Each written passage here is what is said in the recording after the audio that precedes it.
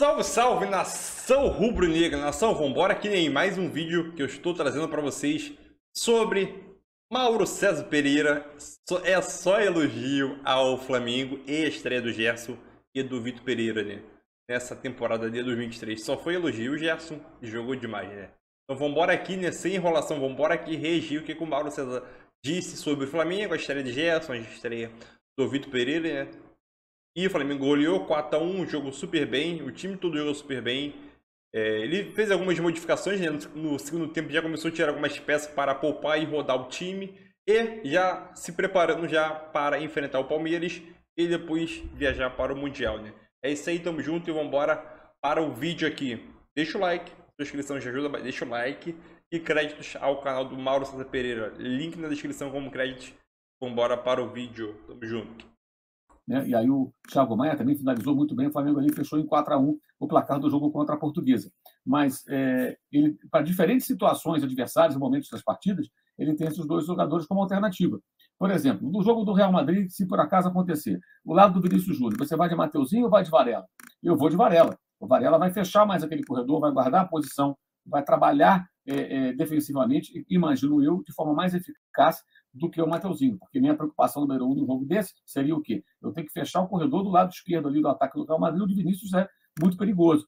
Né? Mas no outro cenário, dentro dessa partida ou em outros jogos, eu posso precisar atacar aquele flanco esquerdo do adversário e aí o Mateuzinho tem mais profundidade, ele vai mais no fundo, como na jogada do quarto gol. Então, ele tem opções, como terá pela esquerda quando o Felipe Luiz estiver à sua disposição.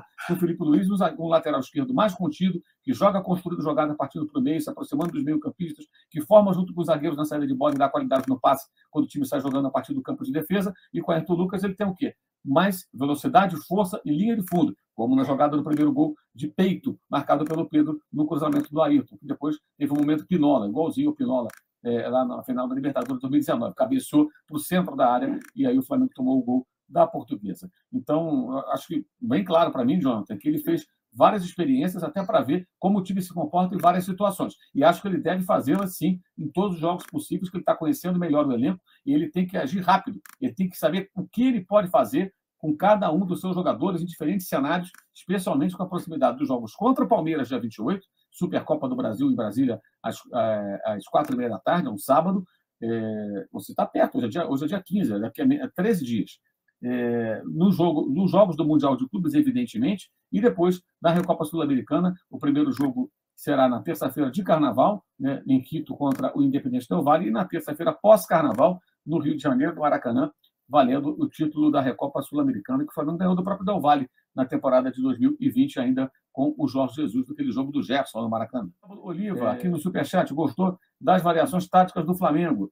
Eu também achei interessante para o primeiro momento. Lembrando que o Vitor Pereira enfrentou a Portuguesa quando comandava o Corinthians e jogou pela Copa do Brasil em Londrina, com toda a torcida a favor do time paulista, né? A Portuguesa vendeu o mando, até porque não podia jogar no seu estádio, porque não tinha capacidade mínima, aquela coisa toda, eliminação, esses problemas todos, e a CBF ela obriga aí você a ter. E jogar no Maracanã seria muito caro, São Januário, então ela vendeu o mando. E o Corinthians não venceu a Portuguesa jogando lá na cidade do norte paranaense, cidade de Londrina. Acabou empatando, depois venceu jogando em São Paulo. Teve dificuldades o Vitor Pereira contra o Corinthians contra essa mesma equipe. Uma curiosidade, né? É muito raro o Corinthians jogar contra os pequenos times do Rio, mas aconteceu na Copa do Brasil e o Vitor Pereira não é a primeira vez que ele enfrenta a equipe da Ilha do Governador. Então, tivemos aí a coletiva do Vitor Pereira, bem objetivo, né, nas respostas, sem mais delongas, sem muito blá blá blá. Até achei curioso na hora que ele falou: é uma pergunta ou é uma opinião? Não vou comentar a opinião. Ele tinha razão, então, o colega fez uma pequena análise e ali embutiu um questionamento e ele respondeu. Mas foi de boa, foi educado, foi tudo bem. Fica claro ali que ele está preocupado em colocar os jogadores em campo, né, os titulares, os principais atletas para dar a esse tipo de jogo, já pensando no Palmeiras dia 28, na sequência também no Mundial de Clubes lá no Marrocos, e vai fazer a experiência e tudo mais. Acho que ficou claro ali, ele falou uma coisa importante, a transição defensiva, isso é muito importante.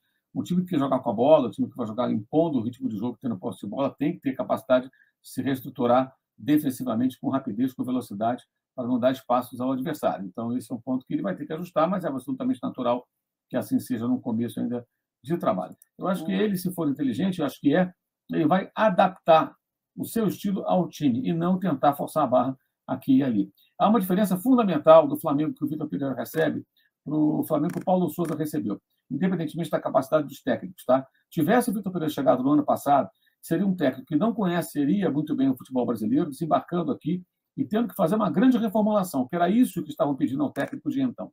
Agora não, é um técnico para ajustar o time e colocar depois a sua forma de jogar, a sua pintura, como na metáfora que ele mesmo utilizou lá na coletiva de apresentação, e hoje foi perguntado a respeito pelo nosso amigo, o Fred, lá do Globoesporte.com, um abraço para o Fred, e respondeu a pergunta, ou seja, ele vai tentar se adaptar, mas ele gosta de jogar com pontas abertas, botou os 2 pontas no segundo tempo, para ver como funciona.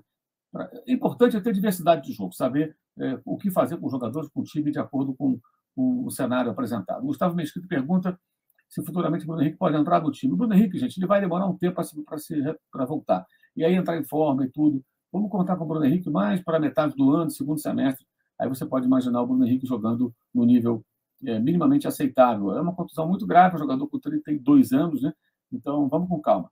E aí ele vai ser mais uma opção. Eu acho que o Bruno Henrique, se ele não tiver mais condições de ter aquelas fortes arrancadas por conta da lesão dos joelhos, não sabe se vai deixar sequelas, se ele vai ficar com limitações de movimento, força, especialmente força e velocidade, ele pode virar tranquilamente um centroavante. Tem todas as características para isso. E com a gente aqui agora, o Marcelo mandou aqui uma mensagem. Já dá para ter uma ideia de como o Vitor Pereira quer o time jogando?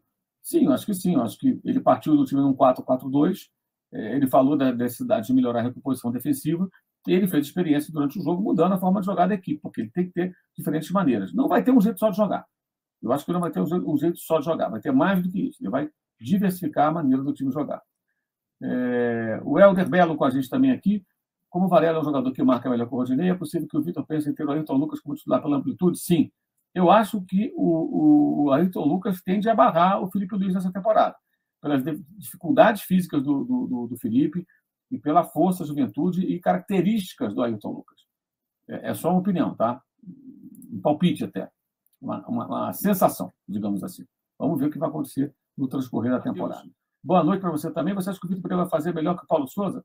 Acho que sim. O Vitor Pereira é um técnico mais rodado que o Paulo Souza, mais experiente que o Paulo Souza, e encontrou um cenário muito diferente. O time campeão do Brasil, da Copa do Brasil, campeão da Libertadores. Há um ano, o Flamengo precisava de uma reformulação. Terminou 2021, era terra arrasada. Poderia até ganhar pela qualidade dos jogadores aquela Libertadores, mas era um horror. É só lembrar aqueles jogos no final do ano. Meu Deus. E o final desse ano, depois de ganhar a Libertadores, e até durante os títulos, né, as conquistas dos títulos, o time deixou a desejar. Isso foi fundamental para a não permanência do Dorival Júnior. Eu acho que o Vitor Pereira tem condições. Ele é melhor que o Paulo Souza, conhece já o futebol brasileiro, trabalhou um ano aqui do Corinthians, e encontra uma equipe mais preparada, uma equipe campeã e com reforços. E mais, sem a panela. Tem uma panela dos jogadores que não existe mais. Tem remanescentes ali, mas o grosso da panela foi embora durante o ano e o final do ano. Então você tem ali um ambiente que mais fácil de trabalhar. Porque no ano passado, evidentemente, ficou muito claro que havia uma divergência ali entre alguns jogadores e o técnico, que também cometeu seus erros, mas os interesses do Flamengo não foram prioridade para muita gente ali, não. Sabe? É isso, obrigado, Pedro. Ô Mauro, então é um primeiro passo muito animador dessa turma que realmente é a turma titular do Flamengo, com gols bonitos, com boas jogadas. Tudo bem, é a portuguesa. Isso, Mas é para animar. E o público fez bonito também, mais de 50 mil pessoas. Não, foi maravilhoso. Mas não é por esse resultado que a gente vai voltar àquela questão. Puxa, vou me animar mais contra o Real ou contra o Palmeiras. Por causa do adversário. Mas fez o que o torcedor espera. E que outros não fizeram. Quando estrearam agora nos campeonatos, a gente ainda vai falar dos estaduais e tal. Que não conseguiram no primeiro jogo. Não era o primeiro do Flamengo, que já havia estreado contra o Audax.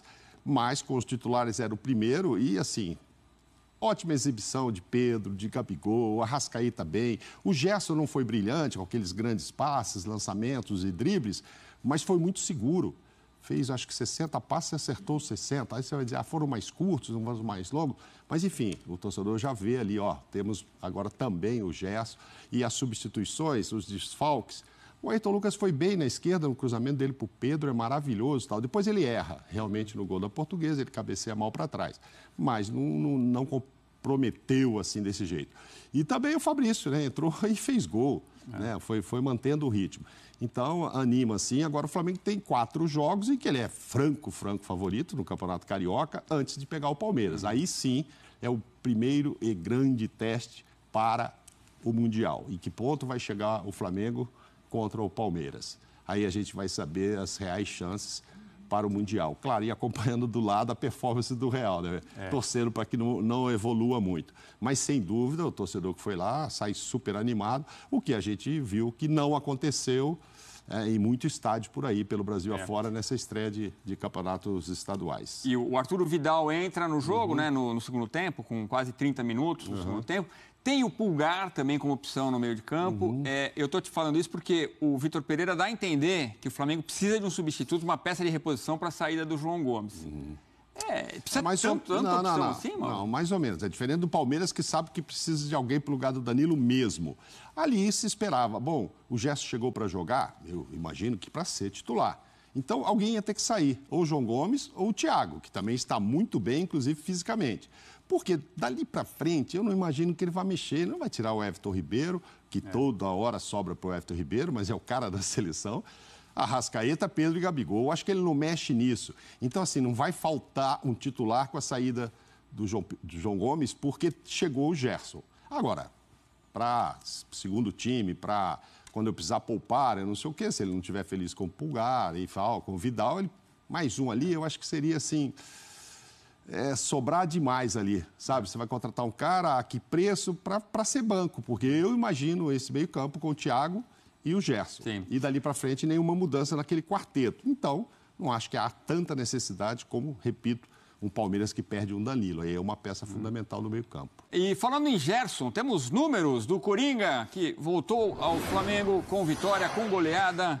Ó, tá líderes em passes enquanto o Gerson esteve em campo. Então, para comparação, enquanto ele jogou, o Fabrício Bruno foi o primeirão, 73, o Gerson 71.